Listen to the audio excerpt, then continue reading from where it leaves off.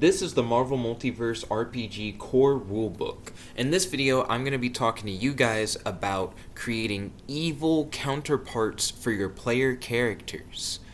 So first off, why do evil counterparts just work for this game? For one, they're easy to build, as they're essentially just copies of your player's character sheets with a few changes here and there, whether it's additional traits or different origins and different tags. They are, for the most part, balanced against your players, since they normally have the same stats and powers as your players. And they act as great recurring villains, as their goals and personalities are normally in direct opposition to the goals and personalities of your players. First off, let's talk about the power of What If. What Ifs are explored in detail on page 273 of the Marvel Multiverse RPG core rulebook. It is established in this section that anything you can imagine or dream is enough for it to be a real universe all on its own. You can easily use this idea to establish evil counterparts for your players' heroes. You can start your session with the heroes waking up from an unsettling nightmare in which evil versions of themselves with sinister intentions or allegiances leap into a mysterious portal. This is the narrative setup for the heroes to later encounter their evil counterparts, explaining why they exist and how they made it into the main universe of the game. Conflict between our heroes and their counterparts will naturally arise as our heroes are mistaken for their evil counterparts and vice versa. Here are a few other possible setups. If a character is knocked out in a fight, you can have them go through the nightmare sequence while they're unconscious. You could also introduce an average civilian fan of the heroes, someone who knows how to contact them and is interested in their well-being, and have them fall asleep in the story at one point.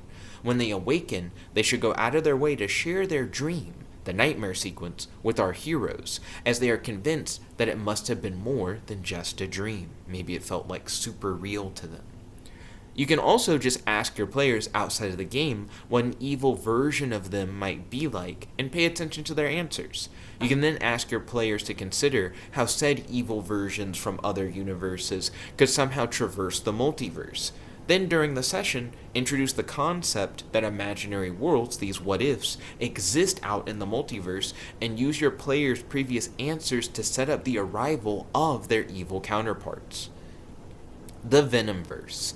You can easily have a space rock fall from the sky near your heroes, and when they inevitably investigate or attack it, boom! Symbiotes leap out at them, and your heroes gain the symbiote origin, and all the cool powers that come with it. You can read more about the symbiote origin on page 56 of the Marvel Multiverse RPG core rulebook.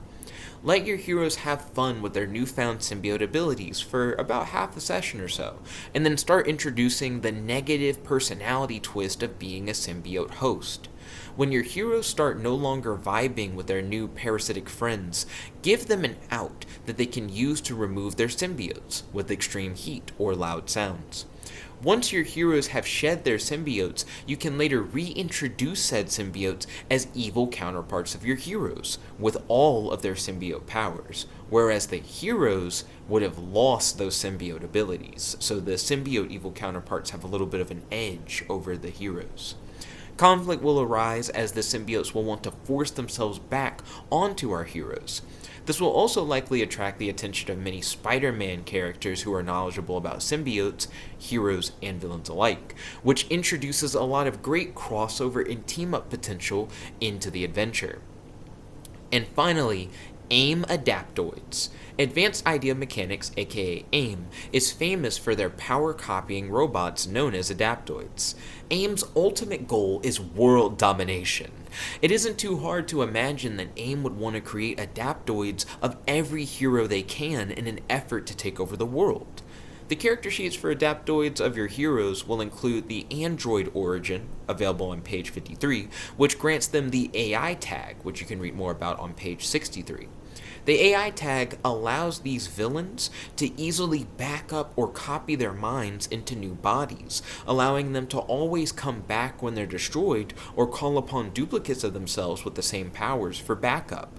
Conflicts will naturally arise as the Adaptoids try to use their powers to rule the world, and the heroes have to band together to stop them.